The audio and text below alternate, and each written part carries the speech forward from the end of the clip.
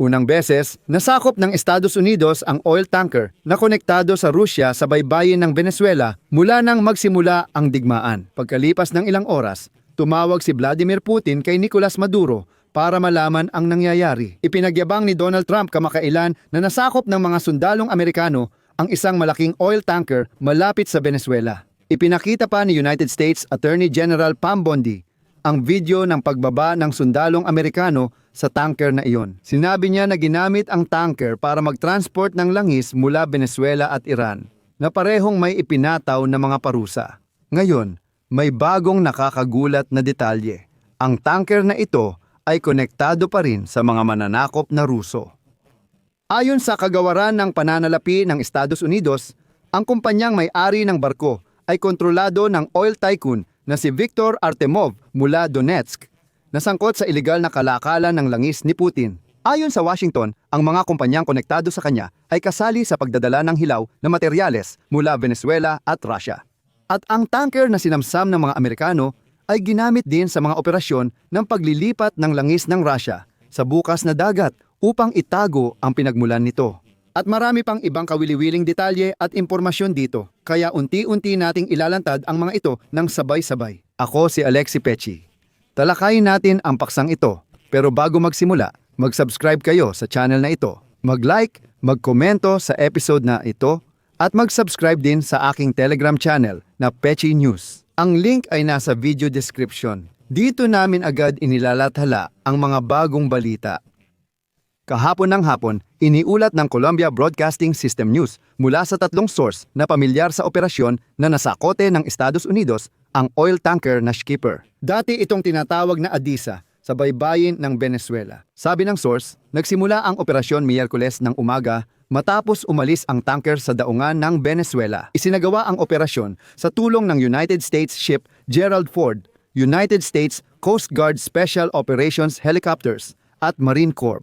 Ilang sandali pa, opisyal nang inanunsyo ni Donald Trump na sinakop na ng Estados Unidos isang napakalaking tanker malapit sa baybayin ng Venezuela. Ayon sa kanya, ang pinakamalaking tanker sa mundo at may katotohanan naman doon. Ipapaliwanag ko mamaya kung ano ang ibig sabihin nito. Tulad ng alam nyo siguro, kakababa lang natin, may isang tanker sa baybayin ng Venezuela, malaking tanker, sobrang laki. Pinakamalaki na nakita ko talaga sa totoong buhay. Naglabas ng video si Pam Bondi, punong piskal ng United States na nagpapakita ng mga armadong tauhan na bumababa sa deck ng tanker gamit ang lubid mula sa helicopter. Ayon sa kanya, ipinatupad ng United States ang warrant of arrest dahil ginamit ang tanker para maghatid ng langis na may sanksyon mula Venezuela at Iran. Ayon sa kanya, ito ay CP mula sa Federal Bureau of Investigation. Ang Homeland Security at Coast Guard ng United States sa tulong ng Department of Defense ay nagpatupad ng warrant of arrest sa oil tanker na ginamit para mag-transport ng langis mula Venezuela at Iran na may mga ipinataw na sanksyon. Editor at taga-suri ng mga subtitle Ayagorova.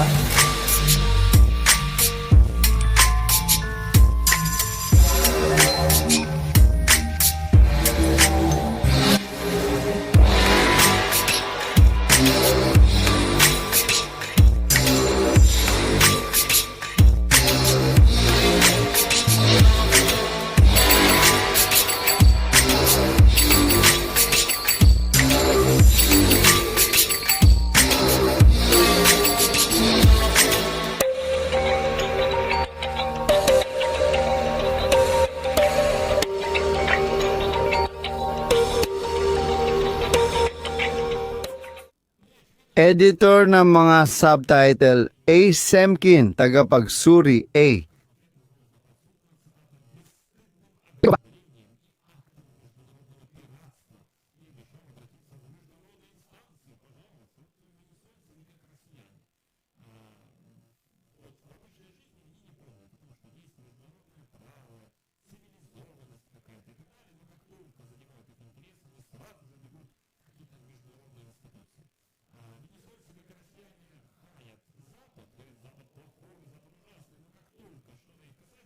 Editor ng mga subtitle, A. Semkin, tagapagsuri, A.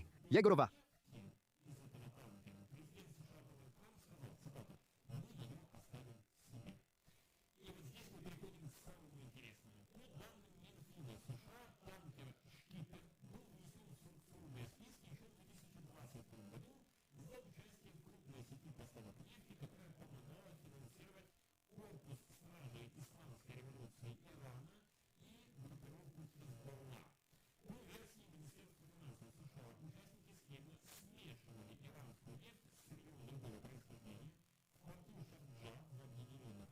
Editor ng mga subtitle Alexandrova.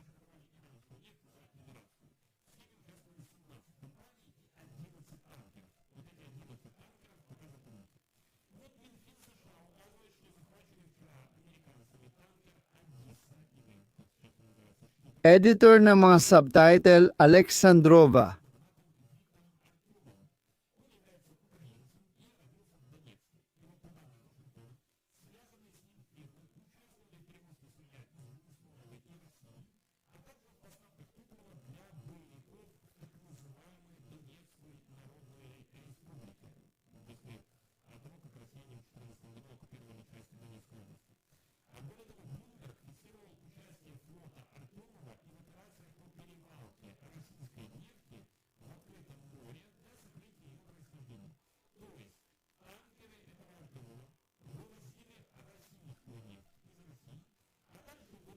Editor ng mga subtitle Alexandrova.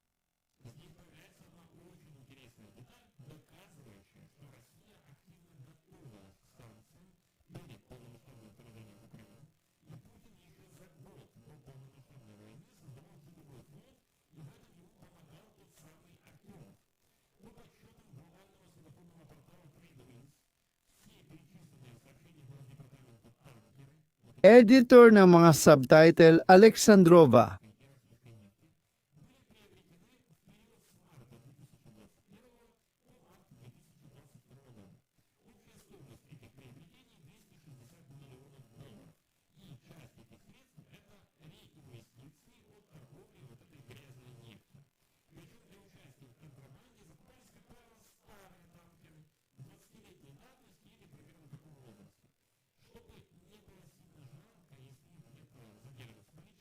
Editor ng mga subtitle Alexandrova.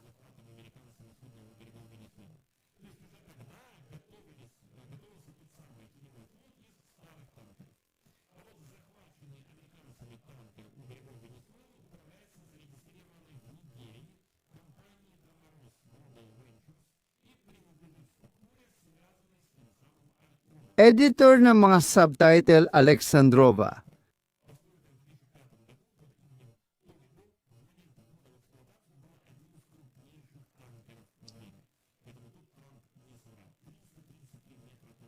Editor ng mga subtitle Alexandrova, editor ng mga subtitle.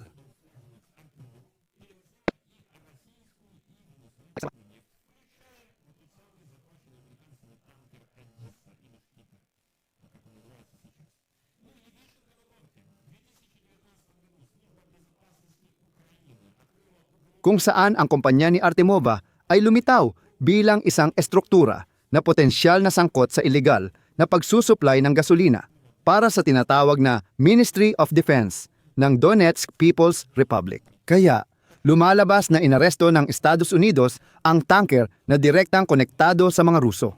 Nakakatuwa kasi kinabukasan agad, tumawag na si Putin kay Pangulong Nicolas Maduro ng Venezuela. Mukhang nag-usap sila kung ano ang gagawin nila pagkatapos dahil nabunyag na ang kanilang maduming plano. Dito ako maglalagay ng tutuldok. Ilagay ang opinyon at konklusyon sa comments, mag-subscribe at pindutin ang kampanilya para hindi ma-miss ang bagong episodes.